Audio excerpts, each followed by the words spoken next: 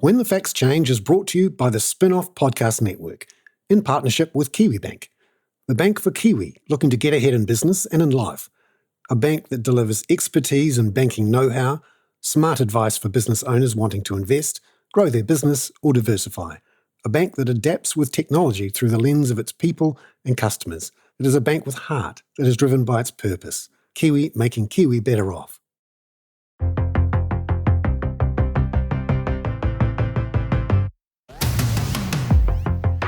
They call him Chippy.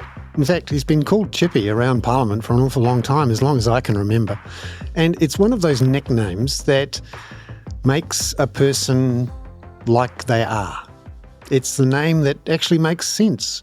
Chippy. Chipper. And that's who Chris Hipkins is. And you'll hear an interview today where he is remarkably level-headed, authentic, thoughtful, and seems to be answering the questions you're asking. He's a nice guy.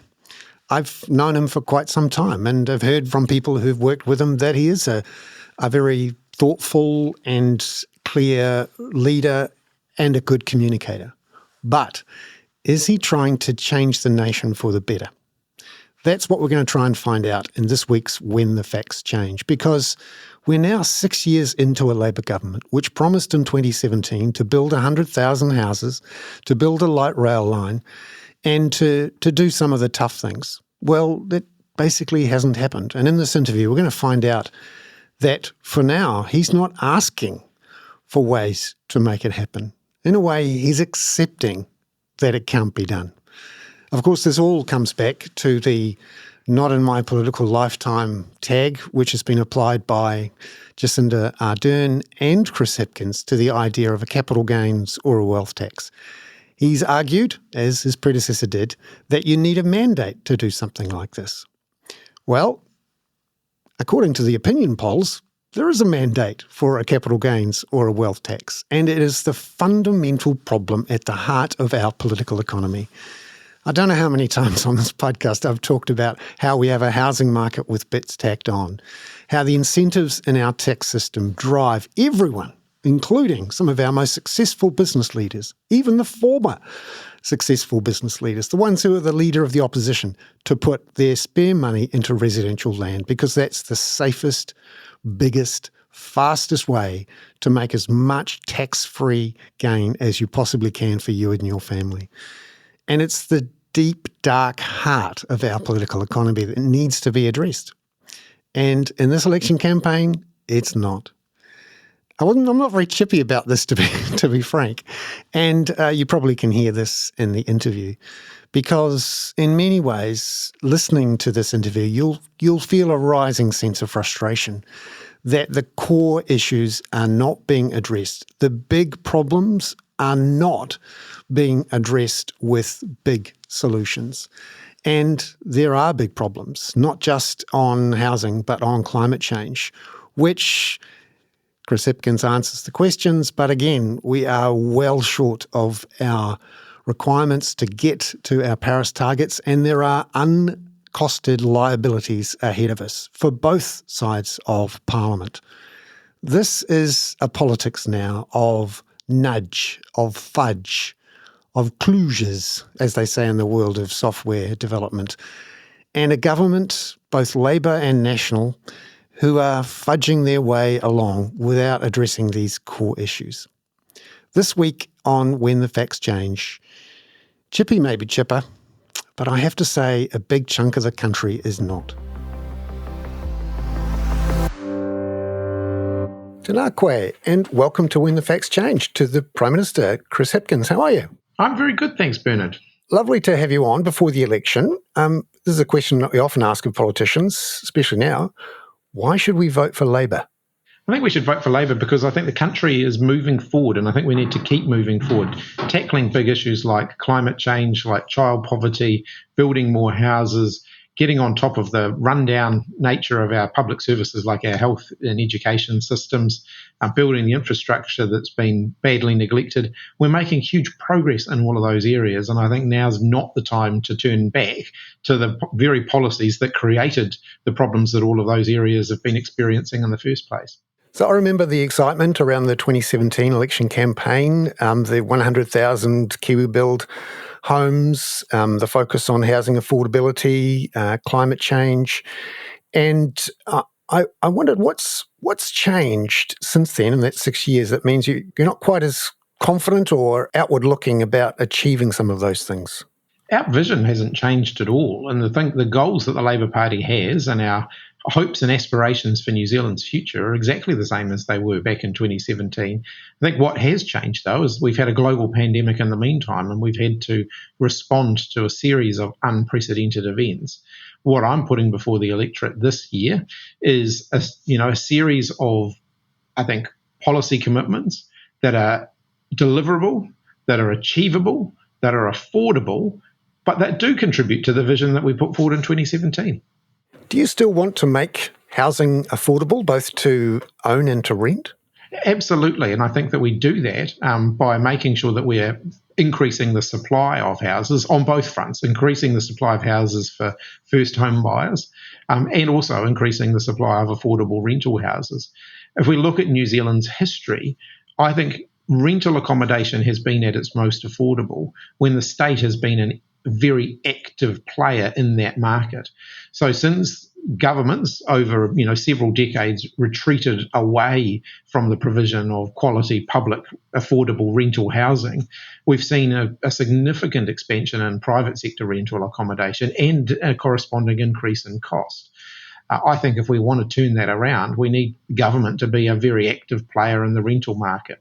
So the fact that we've built more state houses or more public houses, as we call them these days, under our government than in any time since the 1950s, and that we've got a plan to keep that going and continue that momentum, those are the sorts of things that will change the dynamic of the rental accommodation market.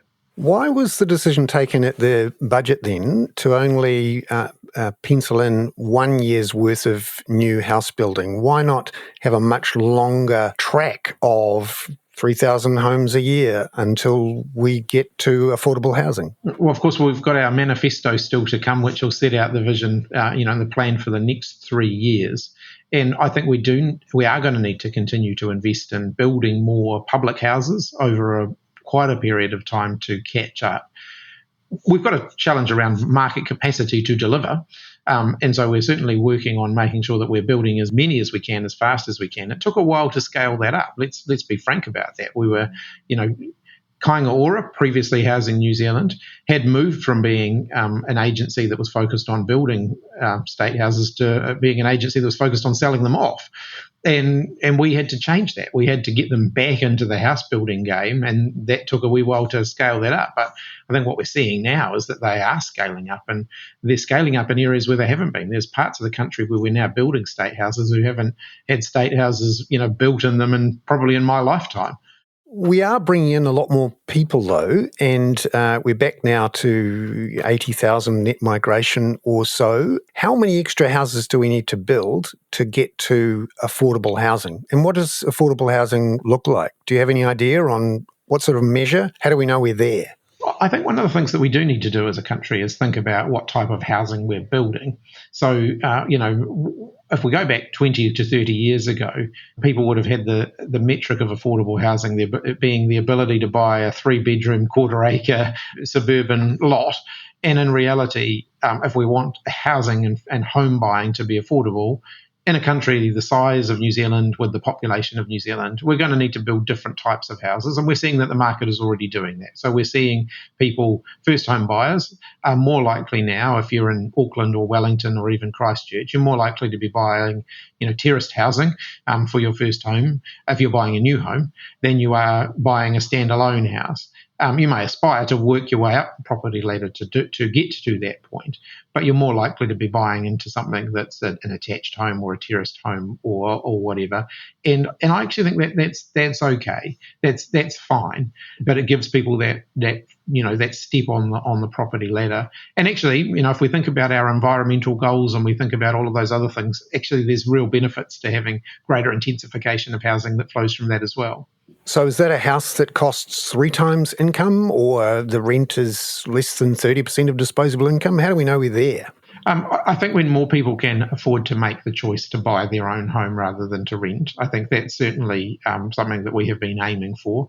Since we introduced the foreign buyer ban, for example, we've seen more first home buyers in the market routinely and succeeding in the market of actually being able to buy a home. I'm not satisfied with that. I still think there's a lot of work to do to make sure that first home buyers genuinely are getting the sort of opportunities that they deserve. Why then decide not to go ahead with trying to get a capital gains tax or some sort of wealth tax, which various people have said could help make housing more affordable? If we take the issue of a capital gains tax first up, a capital gains tax in the New Zealand context would only make sense if you could get enough of a degree of political agreement for it to be enduring, because a capital gains tax applied prospectively rather than retrospectively would take probably the better part of a decade to ramp up before it started to generate the sort of revenue that would give you choices around what you do with that revenue and before it really started to make a difference. And when you've got, half the parliament, more than, saying, well, we would undo it if a capital gains tax was introduced, then actually it's not going to achieve the goals that we as a country might have for it. The issue of a wealth tax was one that we canvassed as a government, and I was very comfortable with that work happening. I endorsed the fact that we looked at a wealth tax. I thought it was worthy of consideration. When I looked at the evidence base around it, when I looked at what the risks associated with the implementation of a wealth tax were, I took the view that actually now wasn't the time to do that. And in fact, at any time, there would be real pitfalls in the wealth tax concept. What are the pitfalls? Well, for starters, as you're aware, wealth is mobile. And so if we were one of the only countries in the world introducing a wealth tax, there is a risk that, much of that wealth would actually leave the country. Most of that wealth, though, is in residential land. People would have to leave the country physically, wouldn't they? Not necessarily. Some of the people would leave the country, but some of the wealth associated with them would also flow from the country as well. And that was certainly the advice that we got from those who were putting together the advice on the prospect of a wealth tax. It would also throw up all sorts of issues around scope and around, I guess, potential issues around unfairness, in the sense that if, let's say you take the mum and dad family farmer who have a land value on their farm that's been passed down through the generations of more than $10 million, and you started taxing them on that land value, they're not necessarily going to be in a position to stump up with the ready cash to be able to pay that. It's an asset that might have been built up over several generations of that family. And so I think, there would potentially be some unintended consequences as well. One party in this campaign is proposing a land tax on residential land values, which would avoid some of the valuation issues and obviously mean that farmers weren't taxed. What do you think of that idea? Well, there's not just one party, actually. If you look at the National Party, potentially they're proposing a form of land tax to fund their transport policies. When you talk about value capture, that's exactly what you're effectively talking about. You're talking about taxing people for the added value they get on their land from the fact that you're building more roads in that vicinity. Labor has talked about value capture as well. Yeah, and it's not without difficulty. We haven't been quite so gung-ho about it as the National Party are. And when you look at, what value capture actually means, it does effectively mean that you're levying or taxing people for the increase in value of their land as a result of government activity. So a land tax, what do you think? It's not something that I'm proposing at the moment. And I've always, again, I also want to really reiterate here, I think it's important that the big changes to the tax system have a public mandate associated with them. So it's not something that we're campaigning on.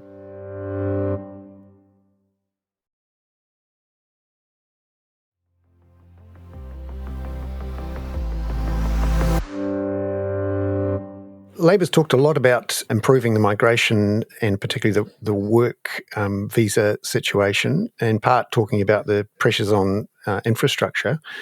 How fast do you think New Zealand's population should grow? How fast, what sort of speed should we plan for? Because a lot of our decisions will have infrastructure that's around 20, 50, 100 years. So we need to know how big the population will be in 100 years. Yeah, I guess there are a basket of issues in here that we need to consider. One is what's our goal around population growth? What are we hoping to achieve through population growth, where it's not population replacement, so it's not natural birth rates where you're bringing people in? What are the goals and what are the things we're trying to achieve there? I think we're trying to achieve a more prosperous economic environment. So we want businesses to have access to the labour and to the skilled workers that they need.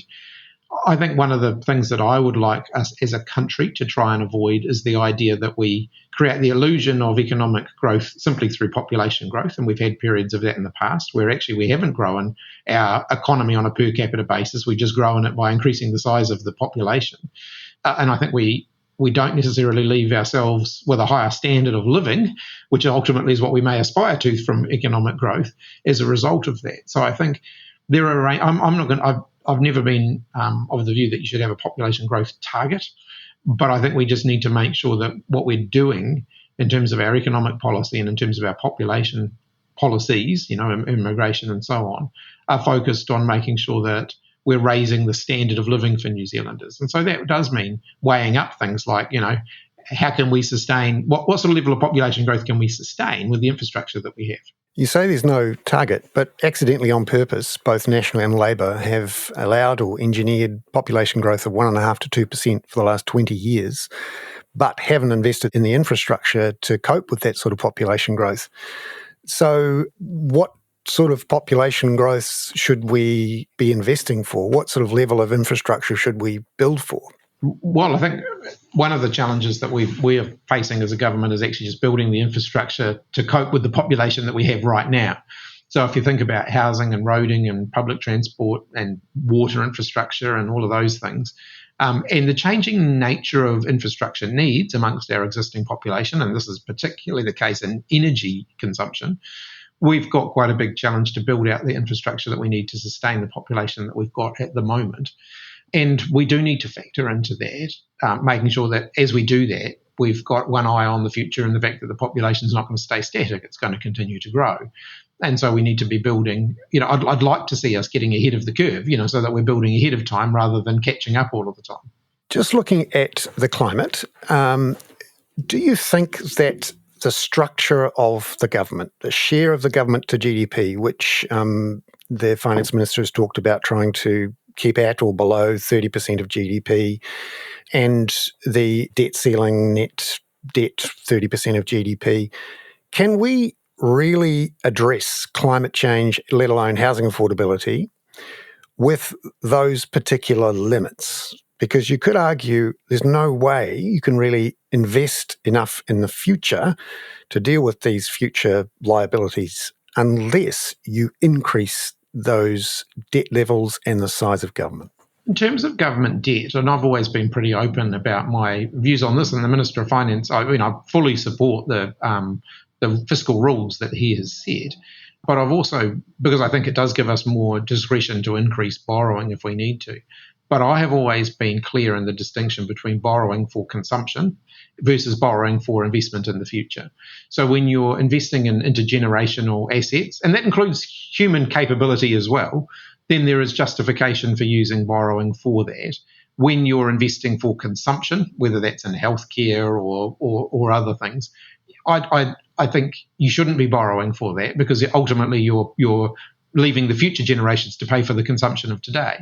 So education is an example where, borrowing to invest in upgrading our schools and expanding our capabilities in the education system is justifiable on the basis that it's an investment in the future.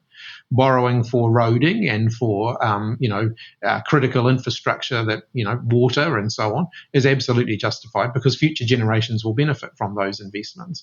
So I think as long as we're clear what we're borrowing for and what we're not borrowing for, I think that there is a conversation to be had there. Say, for example, dental care. Labor's just announced its extension of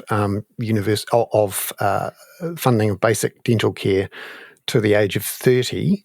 Why not go universal, invest that money in effectively helping an entire generation be healthier and more productive and not use the hospital system so much?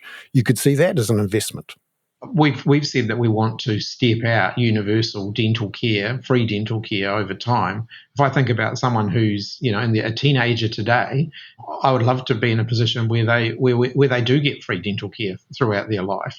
Starting with in the next 3 years, we've said that we'll expand that to 30. In future governments, I'd like to see that continue to expand. Because I do think that that's that sort of investment that you can make in avoiding actually more expensive healthcare costs in the future. Similarly, in primary healthcare, they're making prescriptions free, looking at breaking down barriers for people getting access to healthcare earlier so that they don't end up in the emergency department and they don't end up having to have inpatient stays because actually we've dealt with their health issues before they've got to that point. I think those are absolutely sound investments.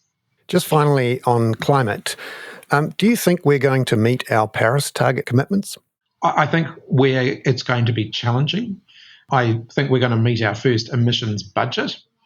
I think we were still scoping, as you know, the next 2 emissions budgets that come after that in terms of what we're going to need to do to set them and to confirm them and also then to meet them. I think the big gnarly part comes in the next couple of budgets where we look at things like, agricultural emissions and making sure that we're properly pricing that and properly making sure that we're driving those emissions down. Transport is still going to be a big challenging area for us. Our investments in rail and our investments in mass rapid transit are essential if we're actually going to achieve some of our longer run goals around climate emissions. Do you think there's a danger that over the last 6 years, Labor has not done enough to reduce emissions and therefore built up a larger liability for these emissions credits? One of the things that I've done since I became Prime Minister is run the rule over, and this has been hotly debated in the last few months, run the rule over all of the investment that we're making in combating emissions and reducing our emissions and combating climate change to try and focus on the things that deliver the best bang for buck. You can do a lot of things in this space that seem superficially attractive, but when you actually boil it down, they don't actually shift the dial very much. So the classic example was a scheme that was going to cost $500 million, which was going to see people trading in old combustion engine cars for EVs. It was going to reduce our emissions by such a negligible amount. On the other hand, for a fraction of that money, we could work with New Zealand Steel to reduce 1% of the country's emissions every year. So, my focus really has been on saying, this is a climate emergency. It is urgent. So let's make sure that everything we're doing actually has that sense of urgency about it and is actually achieving the biggest bang for buck. Do you think then that the government, Treasury, should have started including that potential liability in the Crown accounts, which Treasury has estimated could be well over $20 billion on the current trajectory? I think however we account for it, whether it's in the Crown accounts or however else, we have to face up to the reality that this is a cost we're going to have to meet. And the choice of not meeting it isn't really an attractive choice because we've seen through the cyclone, we've seen through the flooding, what happens when we turn our backs on the challenge of climate change. We just have to keep up the momentum here. Prime Minister, thank you very much for being on When the Facts Change. Thanks, Bernard.